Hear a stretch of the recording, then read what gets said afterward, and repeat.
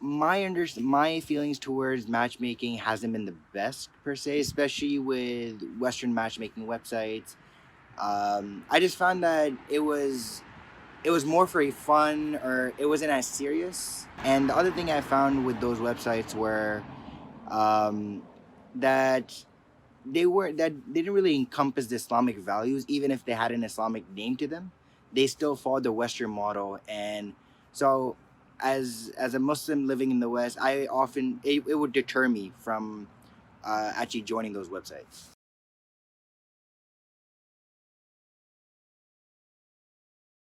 So some of the concerns that I had in the past were some of the stigma associated around it, particularly in culture, and particularly in the Muslim community, right? In the West, when you hear dating websites, you think of individuals looking to go there for passing time, and it was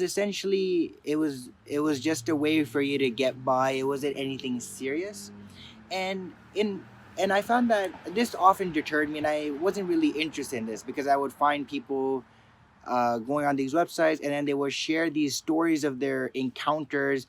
And for somebody like me who values his time and who values the time of others, I just this kind of setup wasn't for me.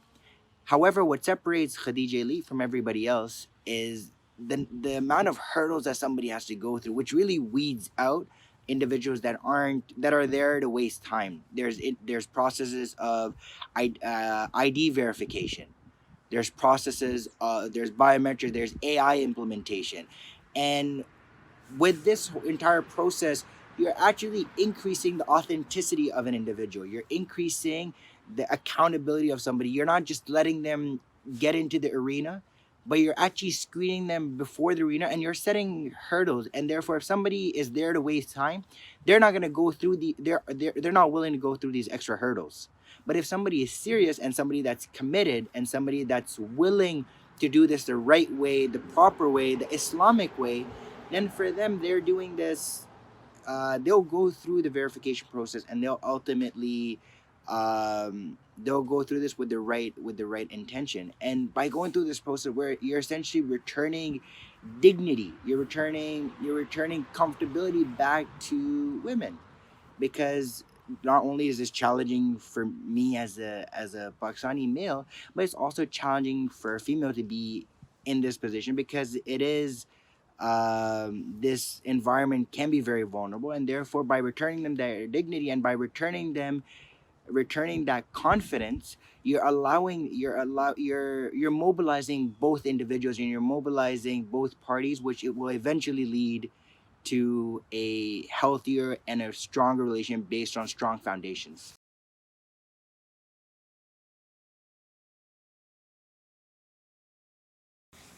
One thing I find Khadija Elite offering that I don't find the other Muslim websites offering is actually the involvement of parents. I think when you involve parents in such a decision right off the bat, I think not only does it show a sense of maturity, but it also shows a sense of commitment.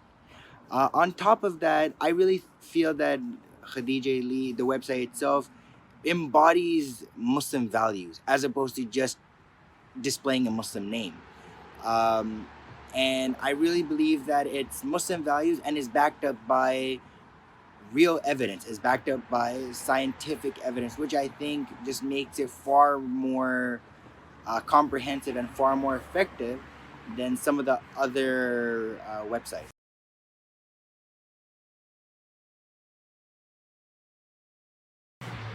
For those who don't have those avenues of emotional support and spiritual support, that's where Khadija Elite comes in. So Khadija Elite will come in and provide you with that support at every step of the way, whether you're a divorced individual, whether you're a single individual living away from family, or living on your own.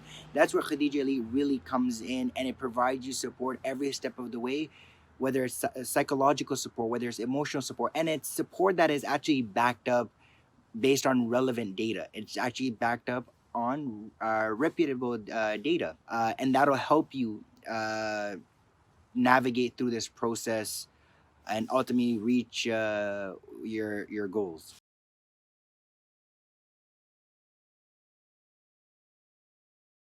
As somebody who has a quantitative background, particularly in research, I think it's one of the really cool things about Khadija Ali is it being broken down into subsequent phases, and each phase being more serious than the previous one. I think it's also very interesting that as you move up in the ranks, as you move up to phase three and phase four, your account becomes invisible because it's a more serious time, it's a more serious discussion, so you're actually blocked off from some of the external distraction. Now you're able to get that privacy that you need online to actually have that meaningful discussion with somebody, along with making an objective decision without external factors interfering in your way. And also, I think one of the really cool things is the whole methodology behind it. That it's reputed. It's been explored on multiple facets, and along with that, it's really been analyzed to its depth through a variety of lenses, through individuals with multiple backgrounds, and I think that's what really separates it from everybody else.